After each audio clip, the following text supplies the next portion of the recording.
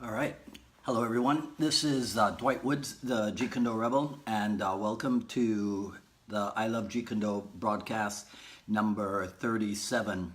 This is the one about, I had three titles for today's broadcast. At one point, it was Jeet Kune's Inner Psychology, a basic guide, and then it was the one about the inner psychology of Jeet Kune. And then I opted ultimately to just refer to it as an inner psychology of Jeet Kune, since there's more than one approach to the psychological aspects of Jeet Kune. Anyhow, in any case, right? Welcome to today's show. So you'll recall that last week I talked about we took a retrospective look at an interview of Dan Inosanto about Jeet Kune from Jose Fraguas's book, the Jeet Kune Conversations, right? So if you haven't listened to that episode, if you haven't watched it, then I encourage you to do so. It's a really good one, right? If I do say so myself, right?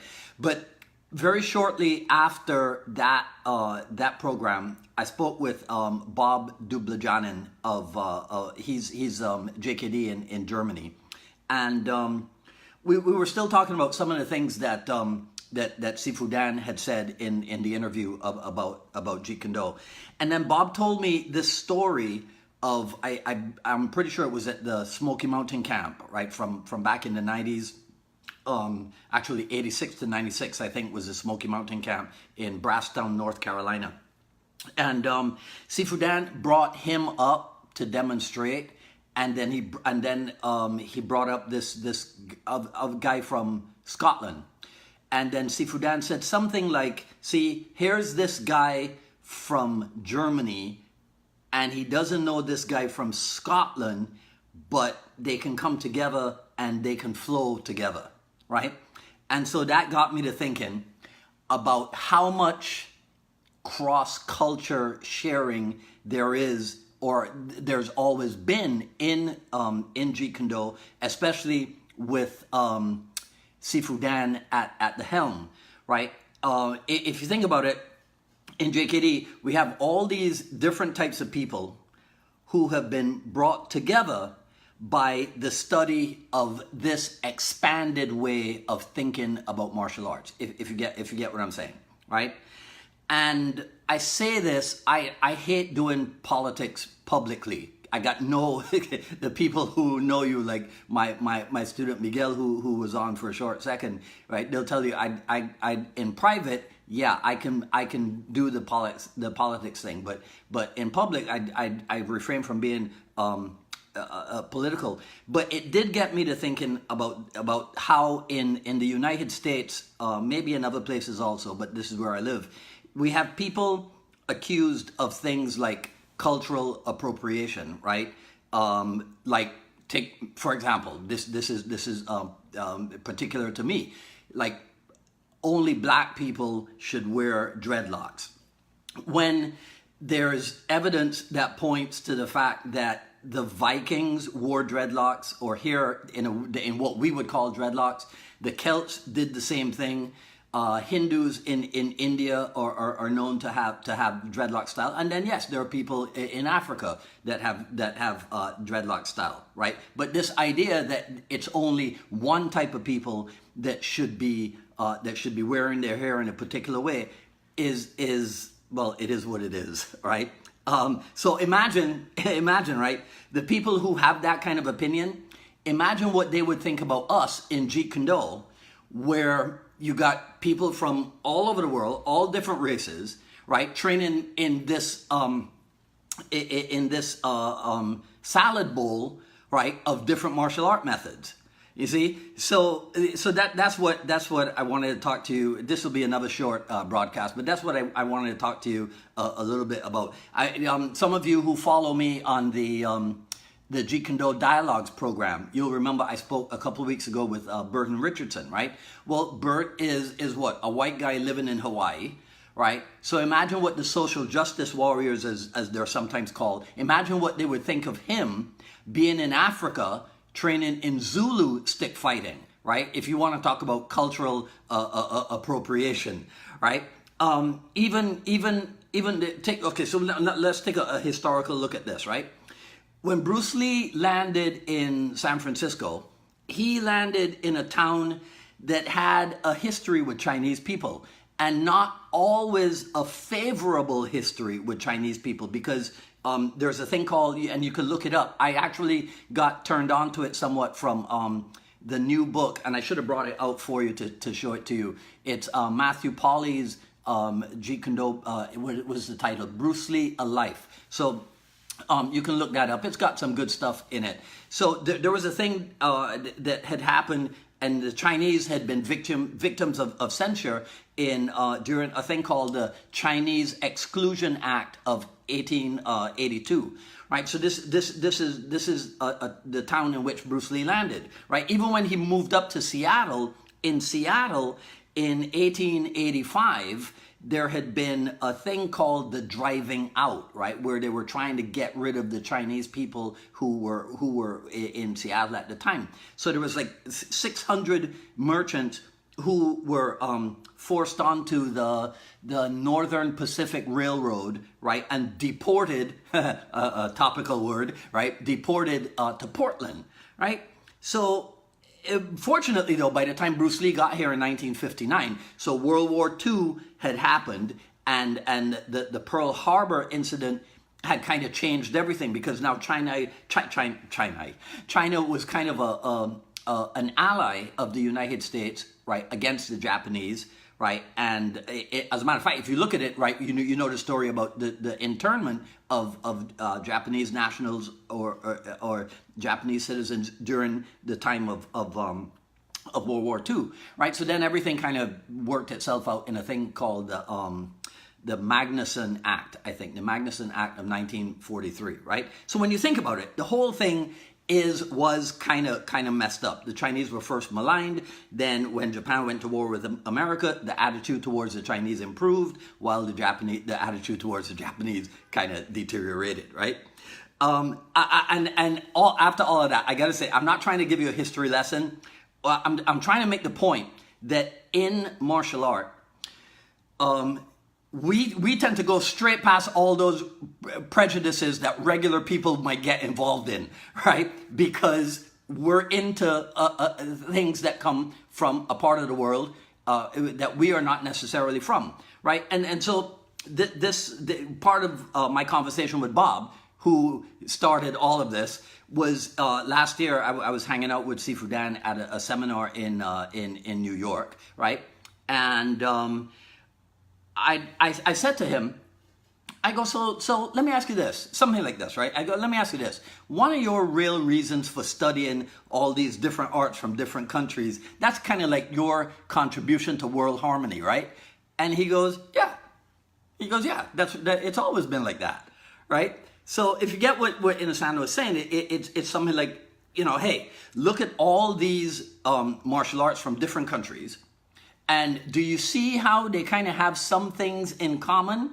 Do you see how this one can be blended with this one over here and then with that other one over there, right? And so that's his thing, right? Or one of his things, I should say, right? Which is to show people that there are probably more commonalities and more similarities amongst us than there are differences, right? If you remember, it is said that one of Bruce Lee's reasons for wanting to teach Chinese martial art to non-Chinese people was so that people would get to appreciate the greatness of the Chinese culture, right? And then maybe there wouldn't be this, built-in suspicion or what have you, right? So early JKD history, you'll find the idea of all the races getting along, right? And now present day Jeet Kune, that's still a quality that we seek after, right?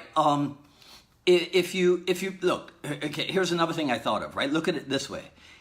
Let's go outside of JKD for a second. I know people, so I'm not sure if these are really words. I think Sinophile is actually a real word, and a Sinophile is a person who falls in love with things Chinese, right? So based on that, I made up two words, right? I made up Nippophile, which is a person who is enamored of things Japanese, and then Koreophile, right, which is the same thing for people who are enamored of things Korean. And I say that because I'm sure you know in your martial art experience of people who I know guys even down in Barbados, when I was living in Barbados decades ago, who were so in love with what we saw in the Kung Fu films. These guys shaved their heads like the Shaolin monks and what have you, and walked around, you know, with the hand with the Buddha bless you and all that, right? And I mean, so, and there are people who have changed their approach to life because of their influence in traditional martial art. And those are people who are just studying one art. So you get a guy who is studying one Japanese art and changes his whole life, his whole approach to life based on one art.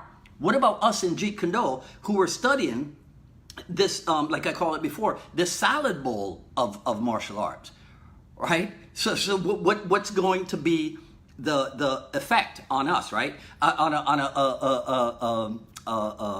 a funnier note, right? I had a Chinese student, one of my kickboxing students, who introduced me to the whole concept known as yellow fever. I was telling everybody in class last night, I had never heard of that before. I was familiar with the term jungle fever, but I had never heard of this yellow fever thing, right? Okay, and you guys can work that out for yourselves, right? So we've been introduced in JKD through Inasano to a range of things, right? So we got Wing Chun from between Bruce Lee and Dan Inasano. We got Wing Chun from China. We have Kali from the Philippines, Muay Thai from Thailand, Silat from Indonesia and Malaysia, Savate from France, Shootwrestling from Japan, Bando from what used to be Burma, which is now called Myanmar, and now more recently, as a matter of fact, I think it's later this week, there's a seminar at the Inasano Academy on Khmer boxing, right? Kickboxing methods from Cambodia, right? So all of this brings me the idea that we choose to study this thing that comes from somewhere else and involves other things that come also from somewhere else. So what is it that we are looking for? Well, one of my contentions is that it is because somehow intrinsically we know that in some way all people are connected, right? I think about Inasano himself. If you've ever been privy to you know, an Inasano seminar, when he starts talking about like his love for football, for sports, right? So if you know, he played basketball and football in high school and college or what have you, and he will show you photographs of the people that he calls his childhood sports heroes, and some of them were you know, teammates of him, and they're all black guys, right? And so you know, but you don't see Dan Inasano going, oh well, I can't really have black guys as heroes because they're not Filipino. Right? You get what I'm saying? Right? And then I make the joke sometimes. I'm a black guy who was born in one country, grew up in a second country, and now live in a third different country, right? And I make my living teaching this blend, this salad bowl of martial arts in a community that is what I think 55%, 65% Hispanic or what have you. So that would never make it as a script for a TV show or a movie, because there's too much getting along. There's too much mixing together and making sense of what you're doing. And that wouldn't be dramatic enough, I guess, for a TV show, right? So that's pretty much it. That's what I wanted to say today. Martial art is a thing that can bring people together. I look at Jeet Kune as the result of Bruce Lee's quest, Bruce Lee's search for the truth in martial art training, right? Which for me is a thing that led to the quest and the search for truth in all things that are of importance to you. And then that way you end up with a much more open-minded approach to everything in life. It can start with your Jeet Kune Do training, and then it can expand out into all those things, right? Okay, so that's it. Oh, okay. Ray Wells, my man. There we go. I'm not sure if I worn this one before, Ray. That's the snapshot t-shirt, right? Thank you, brother. So, okay, that's it for today. So again, as always, feel free to share, like, comment. When I post it, I'll check the comments, and if there's anything that I need to reply to, I'll go ahead and do that. Also, sign up for notifications when I go live on Facebook. On Friday, this Friday, I'll have another really interesting dialogue with Harley Elmore of Warriors Way in Texas and Headhunter Blades, right? Harley is one of those that I call very successful professionally, and I think we're gonna get a lot of good stuff from him. Quick heads up, the I Love Jeet Kune Do Quick Skills Series Volume 1, available at ilovejeetkunዶ.com. And I think that's it. Oh, I am working on taking the videos and the audios off of, well, not off of Facebook, but also adding them to 2 new channels on the YouTube, right? So there'll be a Jeet Kune Do broadcast channel and a Jeet Kune Do dialogue channel in the next week or so on what do you call it, on the YouTube, and then also the audios will be up on iTunes and SoundCloud, right? Okay, so that's it. So if you can, check in with me 3 p.m. on Friday for the next episode of the Jeet Kune Do Dialogues. As far as the Jeet Kune Do broadcast, I'll see you guys here again next Wednesday, 3 p.m., right? This is Dwight Woods, the Jeet Kune Do Rebel, signing off. You guys take care.